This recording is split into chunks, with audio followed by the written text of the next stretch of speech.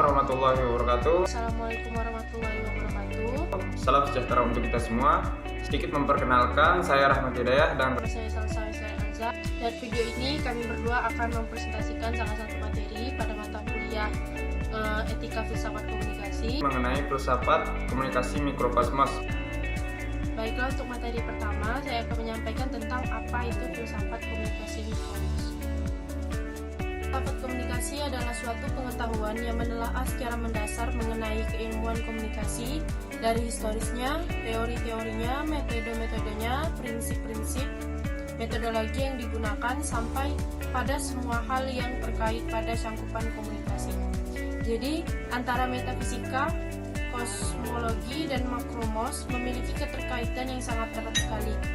Metafisika merupakan filsafat pertama yang dijadikan kaji tentang kosmologi, sedangkan kosmologi itu sendiri merupakan ilmu yang membahas tentang makromos atau alam semesta. Lanjut, filsafat komunikasi jika dihubungkan dengan makromos bermakna yaitu pengetahuan yang menelaah secara mendasar mengenai keilmuan komunikasi dan keilmuan alam semesta. Hakikat orientasi pola pikir etnis kultur. Nah, ada 3 wujud kebudayaan menurut Wenjaraningrat. Yang pertama yaitu bersifat ideal dan abstrak suku kompleks dari ide-ide, gagasan, nilai-nilai, norma-norma, serta peraturan-peraturan dan sebagainya. Nah, yang kedua itu sistem sosial terdiri dari aktivitas-aktivitas manusia yang berinteraksi, berhubungan serta bergaul antara satu dengan yang lainnya menurut pola-pola tertentu berdasarkan pada adat-adat kelakuan. Nah, yang ketiga itu benda-benda yang dihasilkan adalah murni karya manusia. Untuk kembali kepada hakikat komunikasi sebagai hakikat komunikasi kebutuhan manusia, maka berkomunikasi perlu ditata secara bijak. Hal ini memerlukan suatu tatanan atau susunan yang dapat mengayomi seluruh etnis bangsa sehingga tidak ada satupun etnis yang akan merasa dirugikan. Tatanan yang dimaksud yaitu tatanan dunia baru komunikasi dan informasi. Fungsionalis. Simbol-simbol komunikasi mulai dienkodekan ke dalam suatu struktur kepentingan untuk meraih prestasi dan untuk mengembangkan prestasi dirinya. Nah, menurut L.R. Pondy mengangkat 3 faktor penyebab dasar konflik. Yang pertama itu berlomba dalam memanfaatkan sumber langka. Yang kedua itu dorongan di dalam memperoleh otonomi. Yang ketiga itu perbedaan di dalam mencapai tujuan tertentu. Manusia mempunyai hak-hak yang sama di dalam komunikasi di mana mereka berada, dimanapun mereka berada, dalam bentuk etnis yang bagaimanapun sifatnya. Tidak ada diskriminasi atas hak-hak tersebut.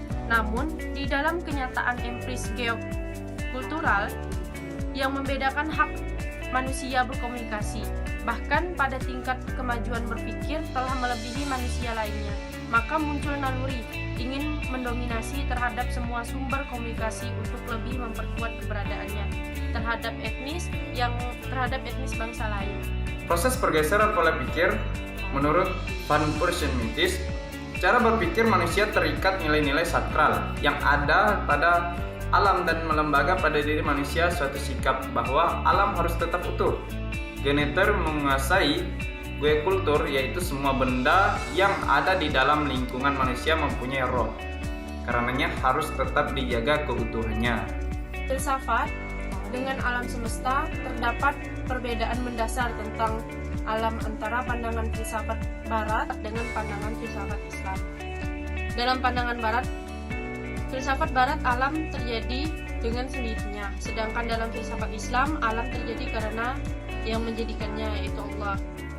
Terbentuknya sikap perilaku komunikasi sesuai pola telah ditentukan komunikasi sebagai ilmu normatif, mempedomani bagi manusia bahwa di dalam berkomunikasi tidak akan bebas dari nilai-nilai kemanusiaan, yaitu lubuk hati manusia yang paling dalam, yang mana yang tidak pernah ingkar dari sifat-sifat tercela. Sekalipun perbuatan lahiriah cenderung ke perilaku negatif, namun nilai-nilai rohaniah tidak pernah merestui atau melegitimasi terhadap perbuatan salah yang dilakukan oleh lahiriah. Selanjutnya, pernyataan para filsuf Islam yang menyatakan bahwa alam ini terjadi karena ada yang menciptakan.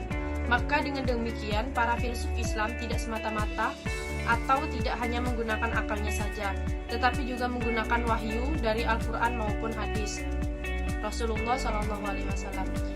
Nah, selanjutnya berkomunikasi dengan alam semesta secara harfiah dan batiniah, manusia tidak lepas dengan alam sekitarnya, baik dalam bergaul, berkomunikasi, dan beribadah.